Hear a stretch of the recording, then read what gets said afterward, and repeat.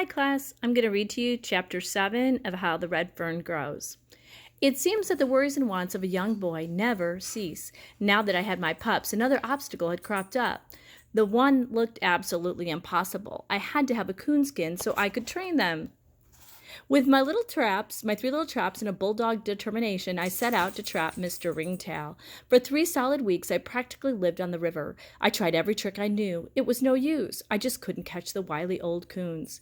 In desperation, I went to my grandfather. He smiled as he listened to my tale of woe. Well, we'll have to do something about that, he said. To train those dogs right, you'll need that coon hide, that's for sure. Now, you watch the store while I go over to my tool shed. I'll be right back. After what seemed like an eternity, I saw him coming. He was carrying a brace and bit, that was all. With a mischievous little smile on his face, he said, "You wouldn't think a fellow could catch a coon with this brace and bit, would you?" I thought he was kidding me, and it made me feel bad. "Why, Grandpa," I said, "you couldn't catch a coon in a jillion years with that thing. You just don't have any idea how smart they are." "Yes, you can," he said. "You bet your boots you can. Why, when I was a boy, I caught coons on top of coons with one of these things." I saw Grandpa was serious, and I got interested. He laid the brace down on the counter, picked up a small paper sack, and filled it about half full of horseshoe nails.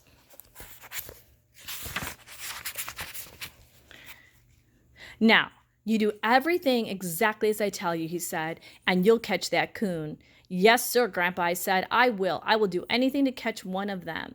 "Now, the first thing you'll need is some bright objects," he said. "The best thing is bright, shiny tin. Cut out some little round pieces a little smaller than this bit. Do you understand?" I nodded my head. "Now," he said, "you go down along the river where there are a lot of coon tracks. Find a good solid log close by and bore a hole down about 6 inches. Drop one of the bright pieces of tin down in the hole and be sure it's laying right on the bottom." I was all ears. I didn't want to miss one word my grandfather said. Now and then I would glance at him to see if he was kidding me. In a serious voice, he went on talking. "Now, pay close attention," he said, "because this is the main part of the trap." With eyes as big as a hoot owl's, I looked and listened. He took 4 of the horseshoe nails from the sack. With the thumb and forefinger of his left hand, he made a small O about the size of the bit, which was 1.5 inches in diameter. "Now, we'll say this is the hole you bored in the log," he said. "About 1 inch apart, drive these nails in on a slant opposite each other." Holding one of the nails in his right hand, he showed me the right angle. "The ends of the nails will enter the hole about halfway between the top and the piece of tin," he continued. "Leave an opening between the sharp points big enough for a coon to get his paw through." He asked me if I understood. Again I nodded my head and moved a little closer to him. "How is that going to catch a coon, Grandpa?" I asked. "It'll catch him all right," he said, "and it won't fail. You see, a coon is a curious little animal. Anything that is bright and shiny attracts him. He will reach in and pick it up. When his paw closes on the bright object, it balls up, and when he starts to pull it from the hole, the sharp ends of the nails will gouge into his paw, and he's caught." He looked over at me. "Well, what do you think?" he asked. I closed my eyes, and in my mind I could see the funnel-like entrance of the hole and the sharp slanting points of the nails. I could see the coon reaching in for the shiny piece of metal. Naturally, his paw would be much larger when closed than when he reached in. It would be impossible for it to pass the sharp nails. It was all looking pretty good to me, and I was on the point of saying so when it hit me. Why, all the coon had to do was open his paw, drop the object, and he was free. It all blew up then, and there, I just knew my grandfather was playing a joke on me. I stepped back and almost cried as I said, "Grandpa, you're kidding me. That kind of trap couldn't catch a coon. Why, all he'd have to do is open his paw, drop the piece of tin, and he could pull it from the hole." Grandpa started roaring with laughter. This did make me feel bad. With tears in my eyes, I started for the door. "Wait a minute," Grandpa said. "I'm not kidding you. Oh, I know I like to have my jokes, same as any man, but I meant every word I said." I turned around and looked at him. He had stopped laughing, and there was a hurt expression on his face. "I wasn't laughing at you," he said. "I was laughing more at myself than you. I just wanted to see if you were smart enough to see that there was a way the coon could free himself." "A fellow wouldn't have to be very smart to see that," I said. Grandpa started talking seriously again. "You know," he said, "a coon has more than one peculiarity about him. When I was a boy, I had a pet coon. By watching him, I saw and learned a lot of things. He had a den in an old hollow tree in our front yard. I don't know the number of times I'd have to climb that tree and get my mother's scissors, buttons, needles, and thimble from his den. Why, he'd even carry out our knives, forks, and spoons. Anything that was bright and shiny, he took to his den." Grandpa stopped talking for a few minutes. I could see a faraway page turned. Okay, there we go. Faraway look in his eyes. Once again, he was living in those long ago days. I waited in silence for him to go on with his story. One of the most peculiar things about that coon, he said, was his front foot. Once he wrapped those little paws around something he would never let go. My mother had an old chum. It was one of those kids with a small hole in the lid for it. It was one of those had an old chum. It was one of those kind with a small hole in the lid for the dasher. When she would get through churning, she would take the dasher out to wash it. That crazy coon would climb up on top of the churn, poke his little foot paw through the hole, and get a fistful of butter. The hole was small, and when he closed his paw, he couldn't get it back out. All he had to do was open it, drop the butter, and he would be free. But do you think he would? No, sir. He would carry that churn lid all over the house, squalling and growling. Why, it took everyone in the house to free him. I'd have to wrap him up in a gunny sack or an old coat and pry his claws loose from the butter. Seeing this time after time is what gave me the idea for this trap. Once he reaches in and gets hold of that tin, he's caught because he will never open his paw. With my confidence restored, it all sounded pretty good to me, and I was anxious to try out his wonderful plan. I thanked him, and taking the brace and nails, I left the store. By the time I reached home, it was too late in the day to start making my traps. That night, I talked the idea over with Papa. I've heard of coons being caught that way, he said, but I never paid much attention to it. Your grandfather should know, though, for he was quite a coon hunter when he was a boy. From what he told me, I said, it never fails.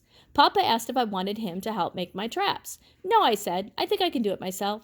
I didn't sleep too well that night. I bored holes, drove nails, and fought coons practically all night. Early the next morning, I went to the trash pile. As I stirred around in the rusty old cans, I thought of another time I had searched for a can. Finally, I found the one I wanted. It was bright and shiny. Everything was going along just fine until Mama caught me cutting out the circles of tin with her scissors. I always swore she could find the biggest switches of any woman in the Ozarks. That time she overdid it. I was almost to the river before the stinging stopped. It wasn't hard to find places for my traps. All along the river, large sycamores lay partly submerged in the clear blue water. On one, where I could see the muddy little tracks of the ringtails, I bored a hole, dropped it up a piece of tin, and drove my nails. On down the river I went, making my traps. I stopped when I ran out of nails. Altogether, I had 14 traps. That night, Papa asked me how I was making out. "Oh, all right," I said. "I've got 14 of them made." He laughed and said, "Well, you can't ever tell. You may catch one." The next morning, I was up with the chickens. I took my pups with me, as I just knew I'd have a big ringtail trapped, and I wanted them to see it. I was a disappointed boy when I peeked out of a cane brake at my last trap and didn't see a coon. All the way home, I tried to figure out what I had done wrong. I went to Papa. He put his thinking cap on and thought the situation over. "Maybe you left too much scent around when you made those traps," he said. "If you did, it'll take a while for it to go away. Now, I wouldn't get too impatient. I'm pretty sure you'll catch one sooner or later." Papa's words perked me up, just like air does a deflated inner tube. He was right. I had simply left too much scent around my traps. All I had to do was wait until it disappeared, and I'd have my coon hide. Morning after morning, it was the same old disappointment to no coon. When a week had gone by and still no results from my traps, I gave up. What little patience I had was completely gone. I was firmly convinced that coons didn't walk on sycamore logs anymore, and bright shiny objects had about as much effect on them as a coonhound would. One morning, I didn't get up to run my trap line. I stayed in bed. What was the use? It was just a waste of time. When the family sat down to breakfast, I heard my oldest sister say, "Mama, isn't Billy going to get up for breakfast?" "Why, is he in his room?" Mama asked. I didn't know. I thought he was down looking at his traps.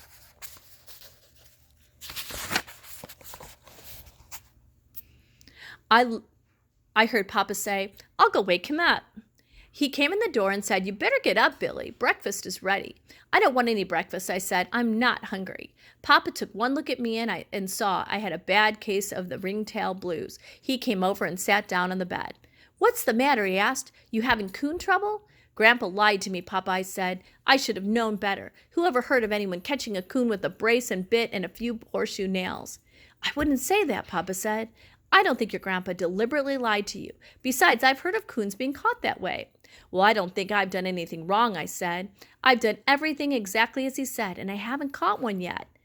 "I still think it's that scent," Papa said. "You know, someone told me, or I read it somewhere, that it takes about a week for scent to die away. How long has it been since you made those traps?" "It's been over a week," I said. Well, the way I figured, it's about time for you to catch one. Yes, sir. I wouldn't be surprised if you came in with one any day now. After Papa had left the room, I lay thinking of what he had said. Any day now. I got up and hurried into my clothes. As soon as I was finished with breakfast, I called my pups and lit out for the river. The first trap was empty. So was the second one. That old feeling of doubt came over me again. I thought, it's no use. I'll never catch one. And so I so need the skin to train my pups. On the way to my third trap, I had to walk through a thick stand of wild cane. It was tough going and my pups started whimpering. I stopped and picked them up. We'll be out of this in a few minutes, I said, and then you'll be all right. I came plowing out of the matted mass and was right on the trap before I realized it.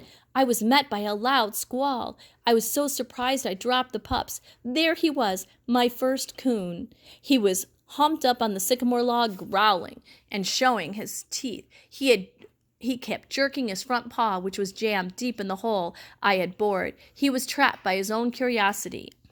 I couldn't move, and I felt like my wind had been cut off. I kept hearing a noise but couldn't make out what it was. The movement of the boy pup shook me from my trance. The unidentified sound was his bawling. He was trying to climb up on the log and get to the coon. I yelled at him and darted in to get hold of his collar. On seeing my movement, the coon let out another squall. It scared me half to death. I froze in my tracks and started yelling again at my pup. The girl pup worked around behind the coon and climbed up on the log. I screamed at her. She paid no attention to me. Digging his sharp little claws in the bark, the boy pup made it to the top. He didn't hesitate. Straight down that sycamore log he charged. With teeth bared, the coon waited. When my pup was about 2 feet from him, he made a lunge. The coon just seemed to pull my pup up under his stomach and went to work with tooth and claw. The girl pup saved him. Like a cat in a corn crib, she sneaked in from behind and sank her needle-sharp teeth in the coon's back. It was too much for old Ringy. He turned the boy pup loose, turned around, and slapped her clear off the log. She came running to me, yelping her head off. I grabbed her up in my arms and looked for the boy pup. When the coon had turned him loose, he too had fallen off the log. He was trying to get back to the coon. I darted in and grabbed him by the hind leg. With a pup under each arm and running as fast as I could, I lit out for the house. Coming out of the bottoms into a fresh plowed field, I set my pups down so I could get a little more speed. I started yelling as soon as I came inside of the house. Mama came flying out with my sisters right behind her. Papa was out by the barn harnessing his team. Mama yelled something to him about a snake. He dropped the harness, jumped over the rail fence, and in a long lope started for me. Mama reached me first. She grabbed me and shouted, "Where did it bite you?"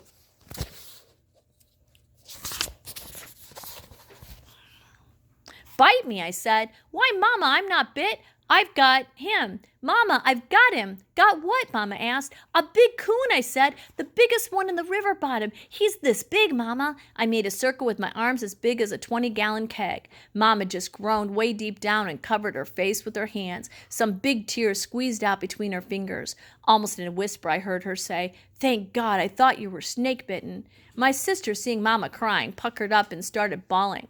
"He needs a whipping," the oldest one said. "That's what he needs, scaring Mama that way." Something busted loose inside me and I cried a little too. "I didn't mean to scare Mama," I sniffled. "I just wanted everyone to know I caught a coon."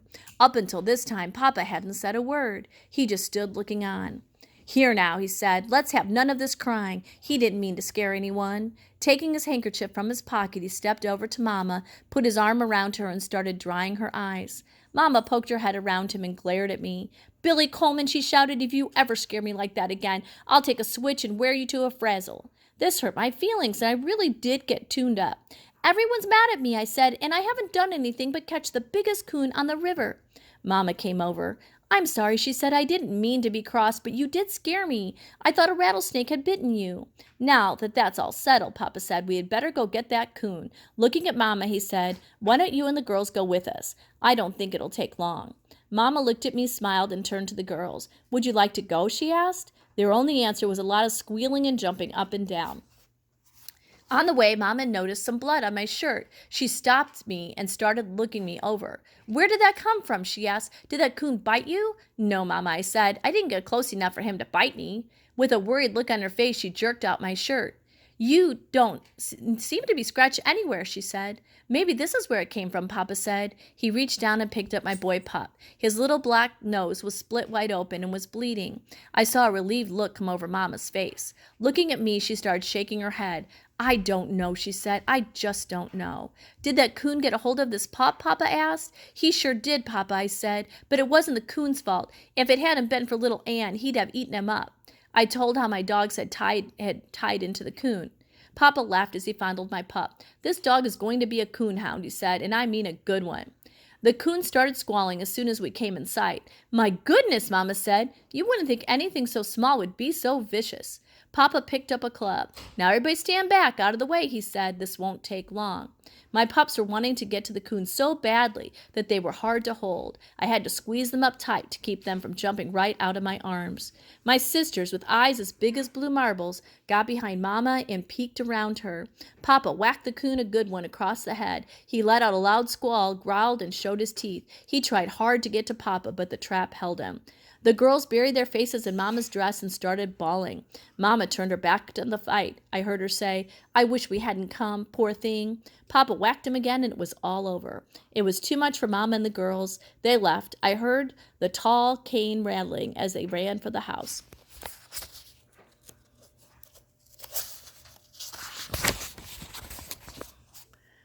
After the coon was killed, I walked over. Papa was trying to get the coon's paw from the trap. He couldn't do it. Taking a pair of pliers from his pocket, he said, It's a good thing I had these along, or we would have had to cut his foot off. Ugh. After Papa had pulled the nails, he lifted the coon's paw from the hole. There, clamped firmly in it, was the bright piece of tin. In a low voice, Papa said, Well, I'll be darned. All he had to do was open it up, and he was free, but he wouldn't do it. Your grandfather was right. A sorrowful look came over Papa's face as he ran the fingers through the soft yellow hair. Billy, he said, I want you to take a hammer and pull the nails from every one of these traps. It's summertime now, and their fur isn't any good. Besides, I don't think this is very sportsmanlike. The coon doesn't have a chance. It's all right this time. You needed this one. But from now on, I want you to catch them with your dogs. That way they have a 50-50 chance. I will, Papa, I said. That's what I intended to do. While we were skinning the coon, Papa asked me when I was going to start training my dogs. I don't know, I said. Do you think they're too young? No, I don't think so, he said. I've heard that the younger they are, the better at it. Well, in that case, I said, I'll start tomorrow. With the help of my oldest sister, we started giving my pups their first lessons. She would hold their collars while I made trails with the hide for them to follow. I'd climb trees that leaned out over the river, jump out into the water, swim to the other side, and make trails up and down the bank. With a long pole and wire, I'd drag the hide on top